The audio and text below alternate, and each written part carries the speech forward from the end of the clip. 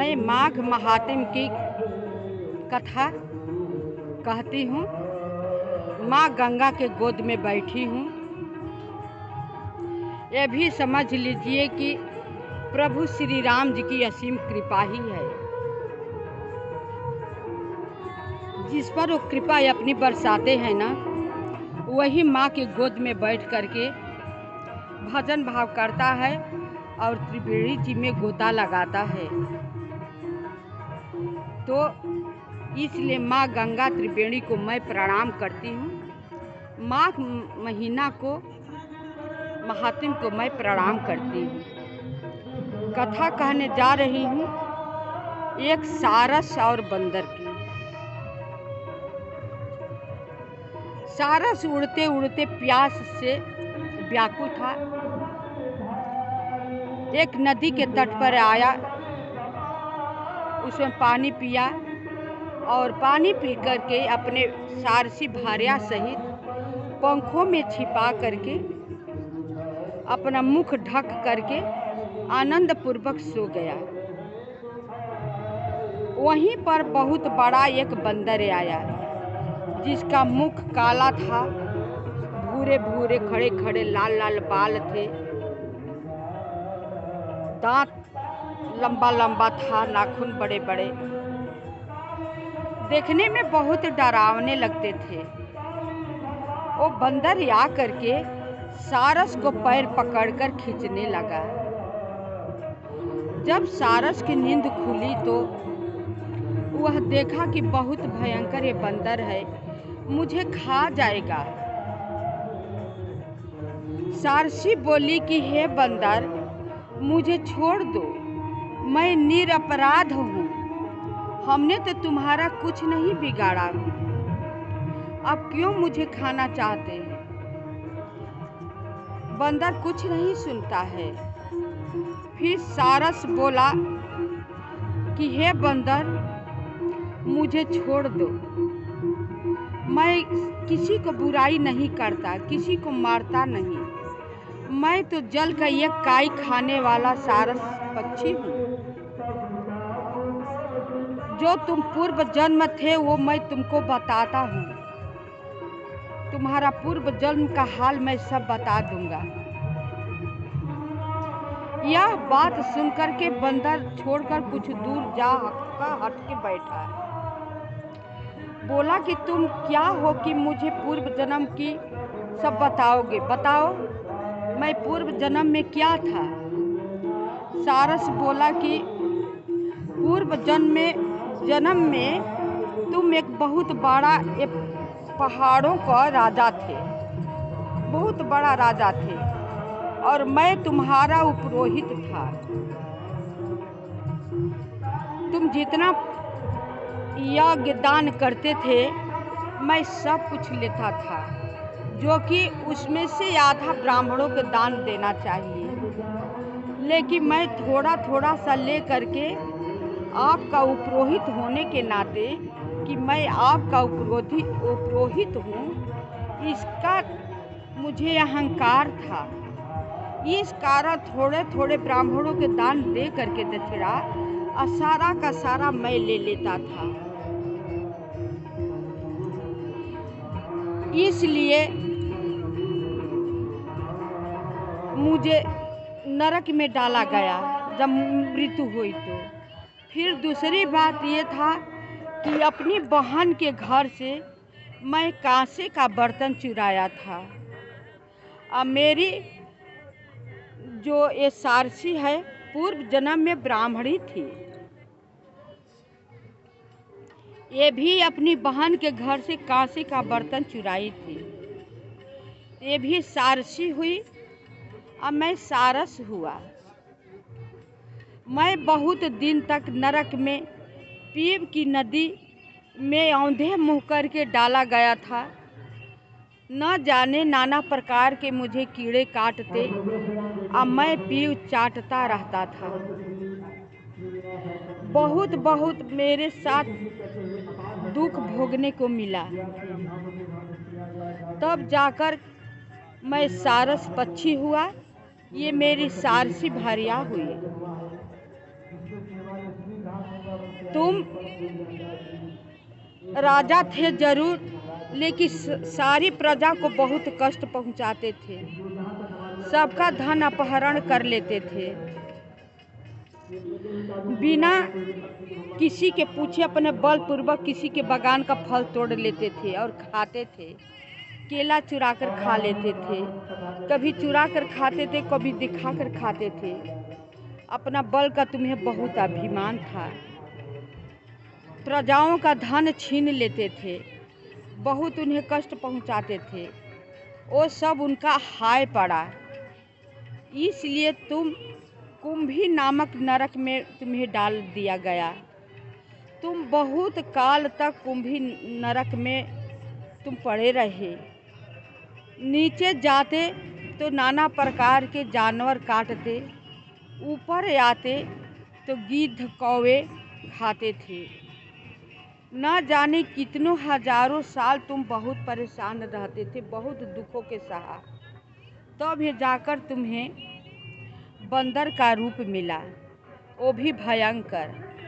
अब से तुम सुधर जाओ, अपना कर्म को सुधारो। मैं भी सारस बन करके इस जंगल उस जंगल उड़ करके अपना जन्म को प्रतीक्षा कर रहा हूँ, अपना सुधार रहा हूँ, किसी को कष्ट नहीं पहुँचाता हूँ। तुम भी किसी को कष्ट मत पहुँचाओ हे बंदर। मनुष्य ऐसा चीज है कि उसे जितना पाप होता है उसके बराबर पुण्य नहीं होता है। तो भगवान के यहाँ आने पर पाप का भागीदारी जो बनता है उसे भोगना ही पड़ता है, उससे तुम पीछा नहीं छुड़ा सकते। मनुष्य जीवन जितना अच्छा है उतना बुरा भी है।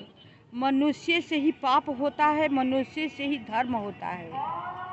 जो सज्जन मनुष्य है वो तो अपना जन्म बना लेते हैं, सुधार लेते हैं, लेकिन जो पापी लोग दुष्ट लोग होते हैं अपना बिगाड़ देते हैं। इसलिए न जाने उन्हें कितनी नरक योनि में जाना होता है, बारंबार जन्म लेना पड़ता है, मरना पड़ता है, उन्हें प्रताड़ित होना पड़ता है।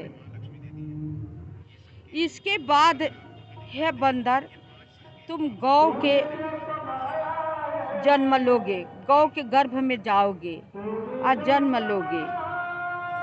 तुम कुछ दिन अपना पापों के प्रायश्चित करोगे गौ के रूप में रह करके, तब फिर मरोगे तो मनुष्य के जन्म मिलेगा। लेकिन ये सब तुम भूल जाओगे। हम भी अब मरेंगे तो गौ की ही योनि में जन्म लेंगे,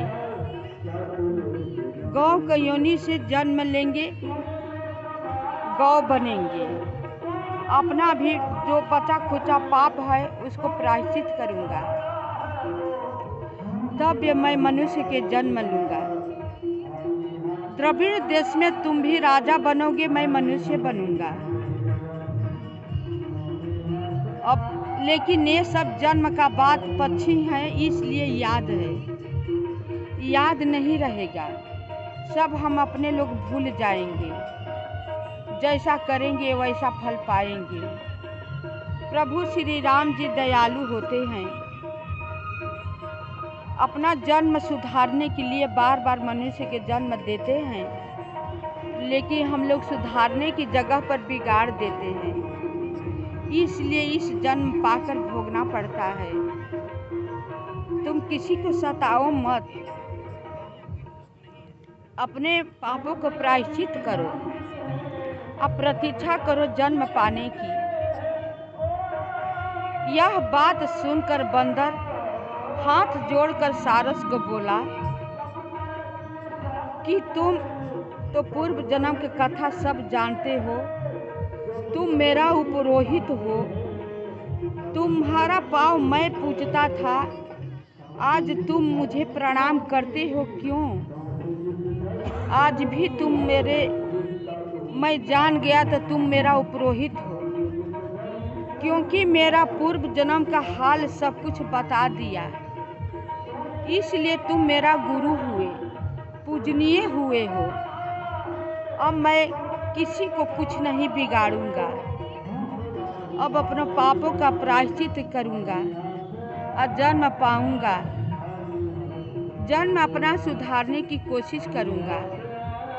हे सारस, तुमने मुझे ज्ञान दे करके किसी व्यक्ति को, किसी पशु पक्षी को अहित करने से बचा दिया, नहीं तो और मैं पाप करता रहा और करता जाता था। सारस को बहुत बहुत बंदर धन्यवाद देता है। सारस कहता है कि हाँ, मेरा प्रणाम मत करो, लेकिन बात सत्य है कि तुम क्या थे और मैं क्या हूँ। तुम्हें नहीं याद है, मुझे तो सब कुछ याद है। तो अपना पापों का प्रायश्चित करने में ही भलाई है। अब सुधार नहीं सकते तो किसी को बिगाड़ो मत। मैं किसी को नहीं बिगाड़ता। बंदर बोला यह वाक्य सुनकर कि अब मैं जो मिलेगा उसे खा करके अपना पापों का प्रायश्चित करूंगा और स्नान किया करूंगा और यहीं पर रह जाऊंगा। अब मैं कहीं नहीं जाऊंगा, किसी को हित नहीं करूंगा। मुझे ये सुन करके बहुत डर लगने लगा है। हे सारस, तुम भी कहीं मत जाओ। मेरे डर से तुम्हारा कोई कुछ नहीं बिगाड़ सकेगा। मैं तुम्हारा उपकार करता रहूंगा। सारस बोला, तुम यहीं पर रहो या कहीं जाओ, मैं तो मेरा स्वभाव है, यहाँ से वहाँ उड़ना स्वभाव है। एक जगह मैं नहीं रह सकता, इसलिए मैं दूसरे जंगल को जाऊंगा, जहाँ पर स्वच्छ जल देखूंगा, काई देखूंगा अपने खाने योग्य, वहीं पर रहूंगा, फिर अन्य जगह चला जाऊंगा। बंदर बोला, तो मेरा तो स्वभाव बंदर है, चंचल है, लेकिन तुम्हारा वाक्य सुन करके मेरा मन बिल्कुल डर गया। मुझे बहुत ज्ञान हो गया है। मन होता है कि यहीं पर रहकर मैं तपस्या करूं, लेकिन तपस्या करने का लायक मैं नहीं रह गया। जितना तुम मुझे ज्ञान दिए हो, उस ज्ञान से मैं परिपूर्ण हो गया हूँ। अब अपने पापों का प्रायश्चित करना चाहता हूँ। हे सारस, तुम्हें मैं बार बार प्रणाम करता हूँ। यह बताने के लिए तुम्हें धन्यवाद देता हूँ कि तुमने मेरा बिगड़ा हुआ जीवन सुधारने के लिए मौका दे दिया। तुम पहले भी मेरा गुरु थे, आज भी गुरु हो गए। दत्तात्रेय जी कहते हैं कि यह माघ महात्म्य की कथा है। जो मनुष्य इस कथा को प्रातःकाल सुनेगा, औरों को सुनावेगा, वह पापों का प्रायश्चित करके स्वर्ग लोक को जाएगा, अपने मुक्ति को प्राप्त कर लेगा, मोक्ष प्राप्त कर लेगा। यह कथा सारस और बंदर को मैं यहीं पर विराम देती हूँ। आप सब मेरी कथा सुनकर लाइक सब्सक्राइब अवश्य कीजिएगा, कमेंट कीजिएगा कथा कैसी लगी। जब बंदर उतना चंडाल, कहते हैं कि सब पशु में बंदर चंचल होते हैं। बंदर खाते पीते नोचते चोथते हैं। वो भी अच्छा बात सुनकर के सुधर गया, अपना पापों का प्रायश्चित करने लगा। आप सब मनुष्य होकर के सुधर जाइए। इससे तो भी ज्ञान लीजिए कि बंदर जैसा पशु सुधर गया, जानवर, तो मनुष्य नहीं सुधरा तो बंदर से भी बदतर है। कथा को यहीं पर विराम करती हूँ। शेष भाग अगले वीडियो में। माँ गंगा माँ के गोद में मैं बैठकर आप सबको कथा सुना रही हूँ। आप सब सुनेंगे ना, कुछ नहीं बनेगा, कुछ नहीं बनेगा, फिर भी कुछ बनेगा। मैं बार बार आप सबसे यही कहा करती हूँ कि अपना जन्म सुधार लीजिए। अब फिर ये शायद जन्म मिले या न मिले, कोई गारंटी है नहीं। इसलिए जो जन्म मिला है मनुष्य के ना, आप सब अपना जन्म सुधार लीजिए। किसी के सताओ मत, किसी के बिना पूछे एक फूल भी मत तोड़ो। फूल को भी पाप लगता है। एक तृण मत लो, उसका भागीदारी सारे लोग परिवार में बनेंगे, लेकिन पाप का भागी आप बनेंगे। आपको उसको भोगना पड़ेगा। इसलिए समझदारी से काम लो, भगवान का भजन करो। भगवान ही के भजन में सब कुछ है। कोई आपके साथ जाने वाला नहीं है। आपको धर्म कर्म ही जाने वाला है, जो कि वही साक्षी गवाही रहेगा। तो कथा को यहीं पर मैं विराम देती हूँ।